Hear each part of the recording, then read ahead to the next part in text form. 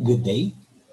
Today we'll discuss data classification and data presentation.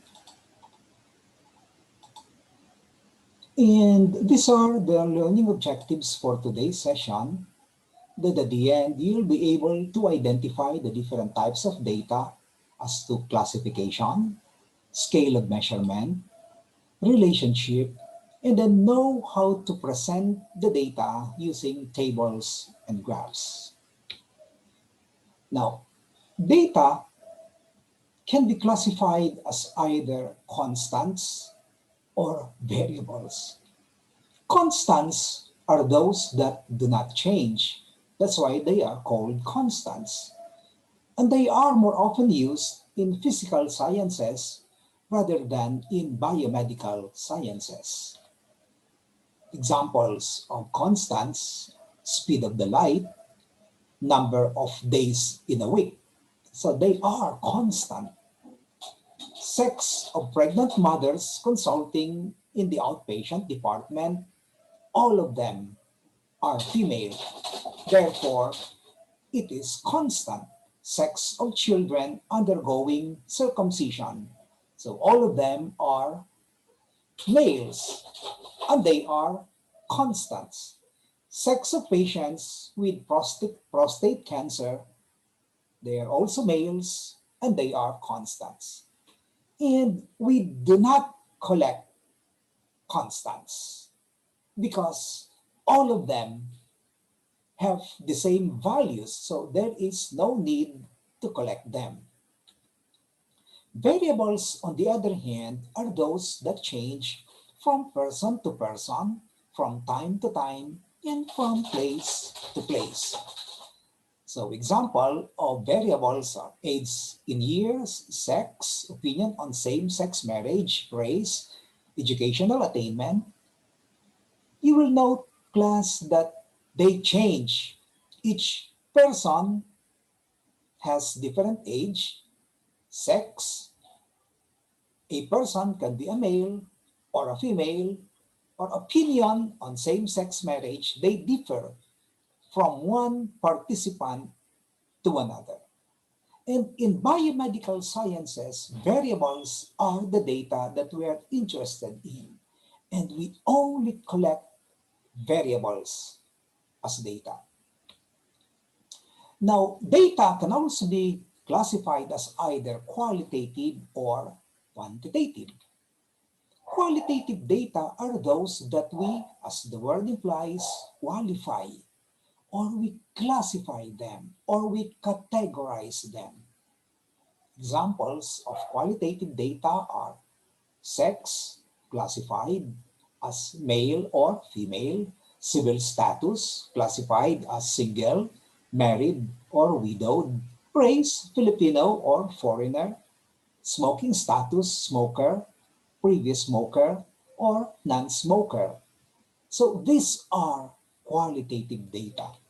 And qualitative data are described using proportions or percentage. For example, we get the proportion of patients with fever, with headache, with abdominal pain, with hematuria, with edema. These are all qualitative data. And when we present them this way in a table: number and percent. Number of people with fever and the percentage of people with fever, and the number of people with abdominal pain, and then the percentage, and so on and so forth. Quantitative data, on the other hand, are those that we quantify. And examples of quantitative data are age in years, weight in kilograms, number of patients in the outpatient department, height of basketball players. These are quantitative data. And quantitative data are normally summarized using measures of central tendency, measures of dispersion like the mean, the median, the standard deviation, and the range. Later on, when we talk of measures of central tendency, we will be giving you a thorough discussion on this. So examples of of quantitative data. So for example, we get the mean and the standard deviation of platelet count, fasting blood sugar, hemoglobin, cholesterol levels. And then when we present them, these quantitative data, we present them as mean and standard deviation. Mean and standard deviation. Now, quantitative data may also be categorized as qualitative data. So they are quantitative data to begin with, but they may be categorized as qualitative data. For example, BMI is quantitative. Its unit of measurement is kilograms per height in meters square. Now, we can categorize BMI as to whether it is underweight, if it is below 18.5, normal, if it is between 18.5 to 22.9, overweight, 22.9 to 22 to 24.9, and obese, 25 and above. So they become now, when we categorize BMI as underweight, normal, overweight, and obese, BMI becomes a qualitative data. Now, quantitative data can also be classified as either discrete or continuous. Discrete data typically represents counts. For example, number of people who voted yes for a smoking ban out of a random sample of 100 people. Possible values could be 1, 2, 3, up to 100. Or number of accidents in a certain intersection over 1 year's time. So possible values could be 0, 1, 2, 3, etc. Because discrete data represent counts, they can only be reported as whole numbers. We cannot report them as in fractions or decimals because they are counts. On the other hand, continuous data typically represent measurements, such as time to complete a task, for example, 1 minute, 10 seconds, 1 minute, 20 seconds, and so on and so forth, or weight of a newborn baby. So these are counts. These are continuous data. They are measured. They are measurable. And because they are measured, you measure continuous data, they may be reported in decimals. So we say, for example, that the weight of a newborn baby is 3.7 kilograms. So it can be reported as decimals. Now, let's try to identify whether the variables are discrete or continuous. So blood pressure in millimeters mercury is a continuous variable. Let's say continuous variable because blood pressure is measurable. We measure blood pressure. While we only report blood pressure in as whole numbers, they may be reported in decimals, except that there is really no sense of reporting blood pressure in decimals because decimals don't mean anything, don't have any clinically significant meaning. Number of pus cells in the urine, this is a discrete number of pus cells, so these are discrete, this is a discrete data. Hospital bill is a discrete data, So we count money, Volume of rainfall in a storm is measurable, you measure it, so this is a continuous variable. Volume of blood loss after surgery, you also measure it, so it is continuous. Volume of cars in a road, well, this is number of cars in a road, this should be a discrete variable. Now, another way of classifying data is what we call scale of measurement. And we have properties of measurement scales. And each scale of measurement of a variable satisfies one or more of the following properties of measurement. The first property is what we call the identity property. Each value on a measurement scale has a unique meaning. That's the meaning of an identity property. The second property is magnitude. Values on a measurement scale have an ordered relationship to one another, meaning some values are larger or smaller than the other. So that is magnitude. The third property is equal intervals. Scale units along the scale are equal to one another.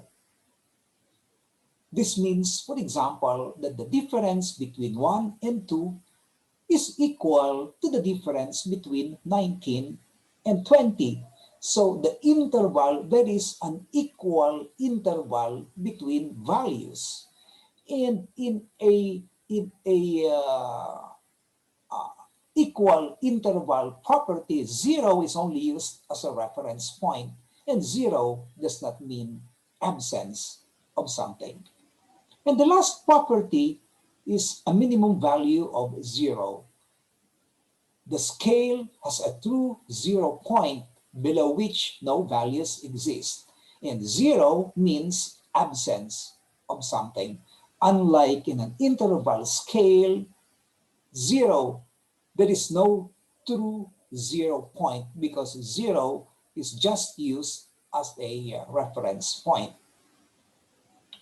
Now, the scale of measurements, we have actually 4 scales of measurements: the nominal, ordinal, interval, and ratio. We'll discuss each of these scale of measurements one by one. So the nominal scale of measurement satisfies only the first property of measurement, the identity property. Values assigned to a variable represent a descriptive category, but they don't have any inherent numerical value with respect to magnitude. So it only satisfies the identity property, and no mathematical function can be made. You see, in this age of computerization, even nominal variables can be given a numerical value when we encode, for example, nominal or qualitative data in the computers. We can encode them as numerical values, but they don't have these numerical values, only represent symbols or names. They don't have mathematical functions. No mathematical function can be made for them. And categories in a nominal scale must be mutually exclusive and exhaustive.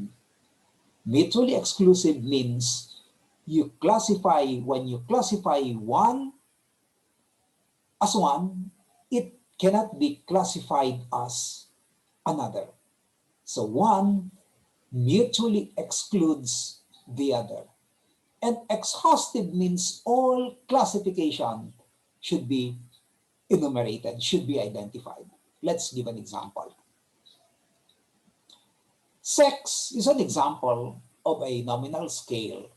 And an individual may be classified as male or female, and neither value represents more or less than the other, meaning it only satisfies the nominal scale. It does not satisfy, it only satisfies the identity property. It does not satisfy the magnitude property. That is why the value does not represent more or less than the other. Other examples are civil status and religion. Note that the categories of sex, male or female, are mutually exclusive, meaning if one is a male, he cannot be categorized as a female. One mutually excludes the other. And categories are exhaustive as well, meaning there are only two categories, male and female, when we talk of biological sex, biological sex. Now, if we talk of gender, for example, and then there will be many categories, male, female, and then the LGBTQ plus. So you have to identify all categories, meaning they have to be exhaustive. Categories have to be exhaustive. The next scale of measurement is what we call the ordinal scale. An ordinal scale of measurement has satisfies to the property of both the identity and the magnitude property. Its value on an ordinal scale has a unique meaning, that's the identity property, and it has an ordered relationship to every other value on the scale. So it also satisfies the magnitude property. One is greater or lesser than the other. So there is order. One, as I said, is greater or lesser than the other. And some mathematical functions now can be done, but is limited to lesser or greater. No more, no more. Nutritional status is an example of an ordinal scale, and it may be categorized as normal, mildly malnourished, moderately malnourished, and severely malnourished. Now, other examples, order of the child in the family, eldest, second eldest, youngest, etc. Socioeconomic status is another example, classified as upper, middle, lower, and educational attainment, elementary, high school, college, and then graduate school. Now, notice that while the different groups follow an order of magnitude, there is no discernible distance between each category, or the distances could vary between each group or category. For example, the eldest child may be older by 2 years to the next eldest, but the second eldest may be 3 or more years than the next child, and so on and so forth. So the distance between the eldest and the second eldest now may be different from the distance between the second eldest and the next child. There is no equal interval. And with socio-economic status, no specific income differences describes it. So the low, between the low and the middle, and then the middle and the high will not be equal, will not be necessarily equal. And then the number of years spent in the elementary is not the same as the number of years spent in high school or in a graduate school. So that is an ordinal scale of measurement. It only satisfies the identity and the magnitude property. The next scale of measurement is interval, where it satisfies the properties of identity, magnitude, and equal interval. So, and a perfect example of an interval scale is centigrade scale to measure temperature. The scale is made up of equal temperature units so that the difference between 39 and 40 is equal to the difference between 35 and 36. So it satisfies the identity. It has a unique meaning. 39 degrees centigrade has a unique meaning. And it also satisfies the magnitude property, where we say that 40 degrees centigrade is hotter than 39 degrees centigrade. And 0 is only used as a reference point. 0 does not mean absence of something. 0 in an intervals in a degree centigrade is the freezing point. That's a reference point. Now, mathematical function can only include up to addition and subtraction aside from lesser or greater. There is no mathematical function for multiplication or division. We cannot, for example, say that 40 degrees centigrade is twice as hot as 20 degrees centigrade. We cannot say that. The last scale of measurement is what we call the ratio scale of measurement. And the ratio scale of measurement satisfies all four properties of measurement. The identity, it has a unique meaning, a value has a unique meaning. The magnitude property, one value can be greater or lesser than the other. Equal interval, the interval between values are equal. And then a minimum value of zero, a minimum value of zero. That is the last property. And it works similarly with an interval scale. The only difference between the interval and the ratio is that the latter in the ratio has an absolute 0 point. Absolute 0 point. The zero, there is a true 0 point. And all mathematical functions can be done. So from lesser, greater, addition, subtraction, multiplication, division. Examples of ratio variables are weight in kilograms or pounds, height in meters or feet, distance of school from home, amount of money spent during vacation. So these are ratio scales of measurement. Now, we look at another way of classifying data as to relationship between variables. We have what we call the independent variable, that's also known as the determinant or the predictor variable, and the dependent variable, that's also known as the outcome or the response variable. The independent variable is presumed to cause, effect, influence, stimulate, or predict an outcome, the dependent variable. And the dependent variable is the result or the outcome in its relationship with the independent variable. Many times it's easy to tell what is the dependent and what is the independent variable. For example, lung cancer and smoking, we know right away what the dependent variable is and what the independent variable is. So we know that lung cancer is the dependent variable and smoking is the independent variable. So lung cancer is a result of smoking.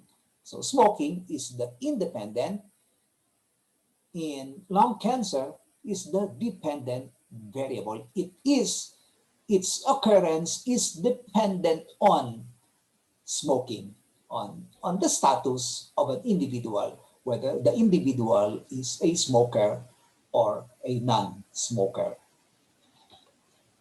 At other times, however, we need to know the objective of the study to determine what is the dependent and what is the independent variable.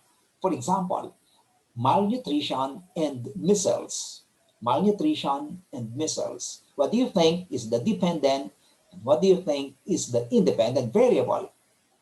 Now, as a matter of fact, here either measles or malnutrition can assume either as dependent or as independent variable, depending on the objective of the study.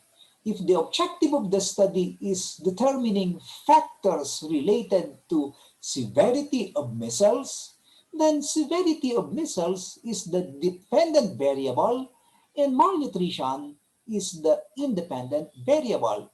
If you are malnourished, if a child is malnourished, the child will likely have severe measles. On the other hand, if the objective of the study is determining factors associated with malnutrition, then malnutrition becomes the dependent variable and measles the independent variable. If a child gets measles, then he will become malnourished. So malnutrition now becomes the dependent variable. In research, Many times we deal with one dependent and one main independent variable. Other variables are regarded as possible confounders, and confounders can also be seen as independent variables. In some researches, we deal with again one dependent and many independent variable. For example, if we are talking of identifying the risk factors for a disease, then, then we have here one dependent variable, the disease in question, and the risk factors are the many independent variables. In some other researches, we can have many dependent and many independent variables. Okay, let's try to identify the dependent and the independent variables and their classification, whether they are, we can just simply say whether the classification is qualitative or quantitative.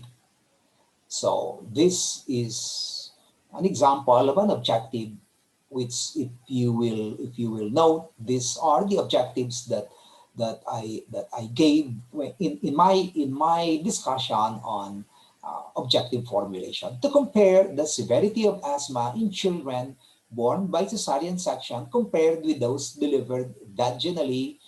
Well, I actually corrected this objective. I said that the good objective will be the more proper way of formulating this objective is to compare the severity of asthma or to determine the association of severity of asthma and mode of delivery. So here, severity of asthma is your dependent variable and mode of delivery classified as either cesarean section or vaginal. Uh, the mode of delivery is the independent variable. To compare the efficacy of oral magnesium tablets versus placebo in the relief of pregnancy-associated leg cramps. So here, the oral magnesium tablets or the placebo are the independent variable, and the dependent variable is relief of pregnancy-associated leg cramps. To identify adverse effect of oral magnesium supplementation during pregnancy, and then the adverse effect becomes the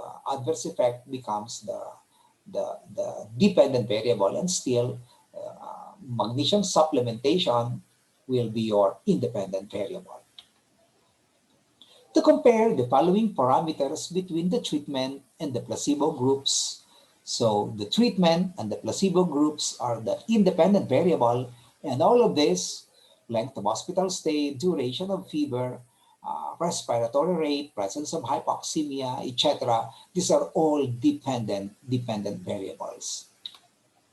To determine the risk factors for candidemia among critically ill neonates in terms of age, sex, manner of delivery, birth weight, and age of gestation. As I said, the risk factors are the independent variables, and candidemia are the dependent, or candidemia is the dependent variable. Risk factors are the independent variable, and these are the risk factors: age, sex, manner of delivery, birth weight, and age of gestation. Now, let's go to data presentation. Actually, three methods by which data can be presented: the narrative way, narrative method, or by the use of text; tabular method, or by the use of tables; and graphical methods by the use of graphs. Okay, of the three methods of data presentation, of how to present the data, let me emphasize to you that the narrative method is the most important. The narrative method is the most important. Later on, when you will be writing your research proposal, or when you will be writing a manuscript, when you would have done collecting data, and then when you will have present your data in a manuscript, you will have first to do a narrative report of the results. Don't start with a table. You need to start with a narrative report, because the narrative report is the most important. Tabular tables will supplement what you wrote narratively. Graphical, optional. There are things that can be best presented using the graphical method, but many times we don't use graphical methods now. Later on, we'll be talking of these graphical methods. Now, different data classifications differ in the way they are presented in tables and graphs, meaning the way data are presented in tables and graphs differ,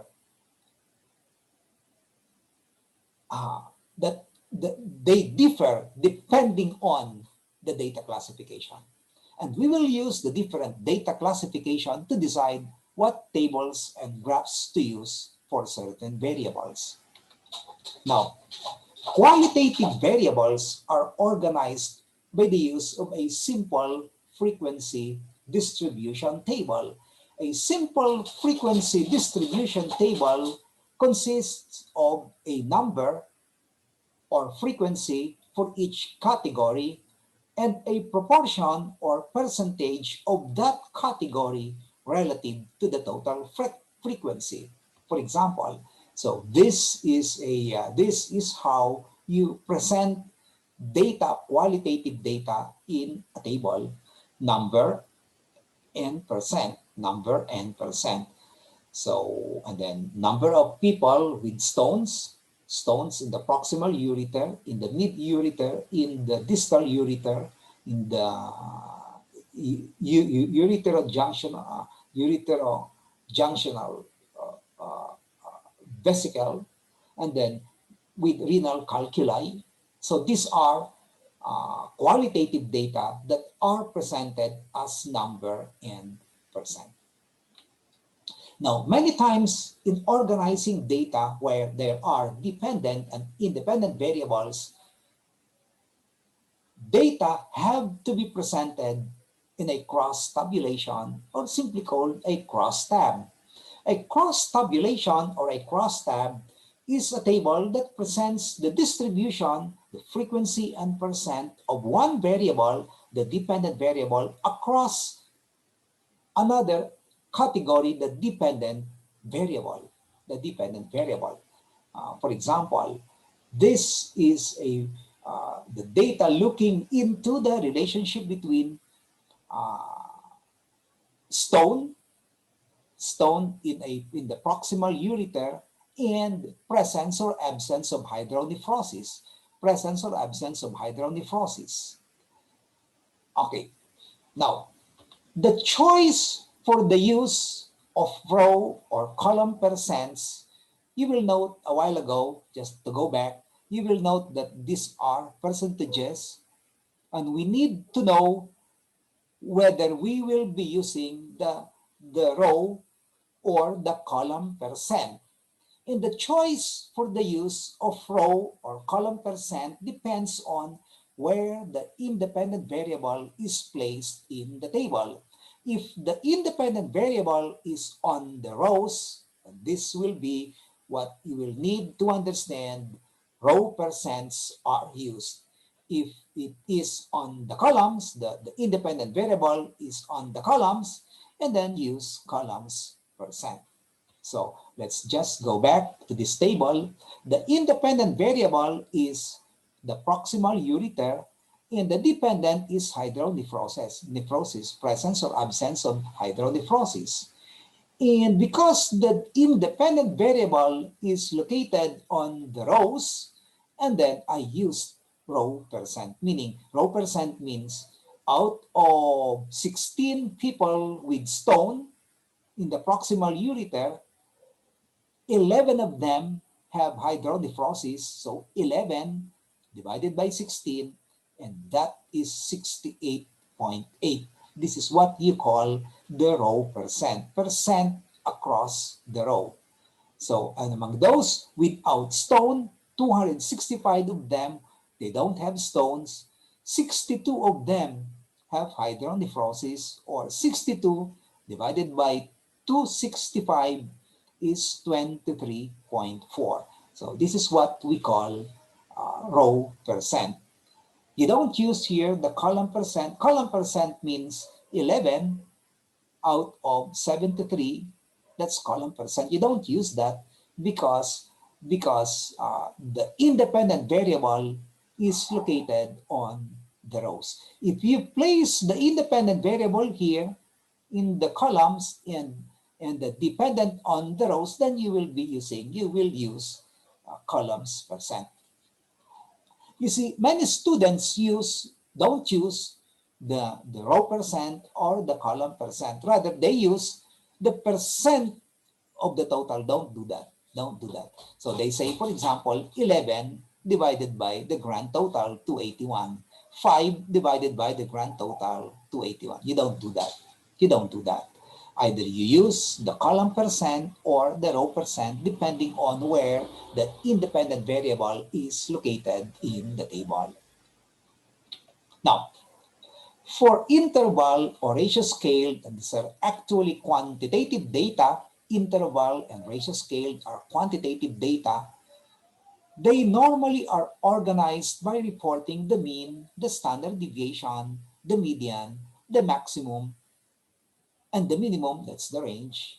And they can also be organized by the use of a grouped frequency distribution table. In contrast to a qualitative variable, we use the simple frequency distribution table, but for quantitative data, we use the grouped frequency distribution table. We group values. Later on, we'll show that to you. So this is an example of how to present quantitative data. So age is quantitative, so you can report it as mean plus or minus the standard deviation. But it can also be reported as grouped frequency distribution table. The meaning of grouped is that we group those under 5 and then 5 and above. So we group them. That's why this is called a grouped frequency distribution table. Now, this is actually a summary of how data will be presented in a table. If we have qualitative data, we use a simple frequency distribution table. For quantitative data, grouped frequency distribution table. And if we have the independent and dependent variables that are qualitative, you use a cross tabulation or a cross tab. I placed an asterisk here saying that this may also be summarized using the mean, the median, the mode, the standard deviation, and the range. Now, let's go to a graphical presentation. Qualitative, again, the way to present data graphically depends on the classification of data. Qualitative variables are usually presented as pie, component bar, or bar graph. Pie graph is one of the simplest methods of the graphical presentation. It is usually used when the number of categories is few, like sex, race, or marital status. Because if we have just too many categories, and then it isn't good to use the pie because the pie will appear cluttered. So we use the pie when categories is few. So this is an example of a pie. But actually now, we don't normally use the pie anymore. Because we use, as we said, we use the pie when categories are few. This is best presented using either a narrative report or just simple frequency distribution table. You don't need to use a graph for this, because that's easy to understand. We only use a graph if it is difficult for us to understand the data in a table, so we need to use graphs. Component bar has the same use as a pie, and it may be more appropriate though this is my personal opinion, to use a component bar than a pi when comparing the frequency distribution across categories. For example, this is a component bar. You will note that it has the same use as a pi. Pi is a circle, and we subdivide the circle. And in much the same way, this is a component bar. We subdivide the bar. But what I'm saying is, if we need to make a comparison, for example, comparison of the different of the nutritional status by sex, male and female, it's a lot. My preference is to use a component bar than 2 pi. But as I said, even the component bar is seldom used anymore. Now, bar graphs are used when the number of categories in a variable is numerous. There are many categories. There are many categories. And discrete variables may also be graphed using bar graphs. And bar graphs are constructed with spaces between bars. So this is an example of a bar graph. And this bar graph is a horizontal bar, but we can also have a vertical bar. So this is a horizontal bar for 10 leading causes of infant mortality.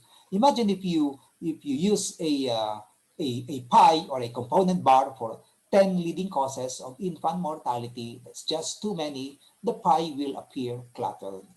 So you don't use a pi or a component bar if there are many categories, because you are talking here of 10 leading causes. And you will note that the bar have spaces between bars.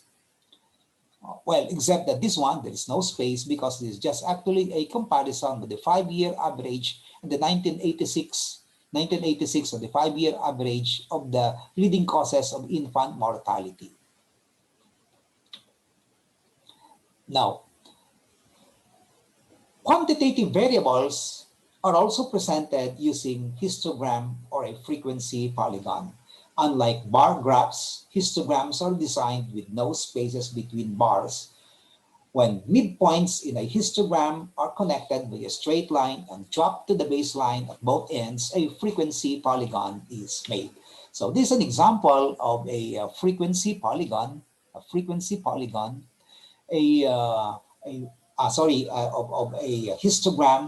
histogram. So there are no spaces between bars in a histogram, and histograms are constructed for continuous variables. A while ago, I talked about discrete variables. We use a bar graph, but for continuous variables, we use a histogram. Now, when you connect the midpoints by a line and then drop to the end, you will create a frequency polygon. A frequency polygon and a histogram have the same use, both for quantitative continuous variables. Other graphs, we have the line graph, and they are used primarily to depict trends, say diseases over time. So trend of diseases over time. And then another one is scatter plot, that is used to show relationship between two quantitative variables, an independent and a dependent variable. Here, the line graphs and the scatter plot are still used because it's a lot easier for us to look at the data, to look at the trend of the data when you use a line graph. Or for example, if you want to show relationship between two quantitative variables, an independent and a dependent variable, both quantitative, that is best presented using a scatter plot. So this is an example of a line graph. These are the number of cases worldwide, number of cases of SARS. Well, this is an old slide in March 17 to May 20 of 2003. You will note that it increased here in the 3rd week, and then it went down, and then a little bit on the 8th week, it increased again, and then it went down until we don't see SARS cases anymore. It ended in less than 3 months, But This is a line, a line graph of the now COVID. Sorry, this is March to May 2020, not 2021. March to May 2020. And you will note that during that time, we only had these numbers less than 1,000, and then it went up near April, went up to close to 2,000, and then it slowly went up. And now, of course, it's only up till until May 2020, and now, of course, we have hundreds of thousands now of COVID cases, and the pandemic doesn't seem to have. This is the Philippines. This is the Philippines. A while ago, when I presented to you the SARS, that's worldwide, but this is now just the Philippine data, and we still don't know when the pandemic will end. Now, this is a scatter plot, a graphical presentation of the relationship between two quantitative variables, PPD, the size of the PPD, and then the age of the child, both quantitative. So this is best presented using a scatter plot. Okay, and this is now a summary of what graphs to use for qualitative data, or for discrete quantitative data, categories few, you use a pie or a component bar. For qualitative data or discrete categories many, you use a bar. For quantitative data, specifically continuous, I'm talking here of continuous variable, we use the histogram or a frequency polygon. And for time series, to depict trend, we use a line graph. And then when you want to look into relationship between an independent and a dependent variable that are both quantitative, you use a scatter plot. I think that's the end of this lecture, and I would like you to have questions when we meet next time. Thank you.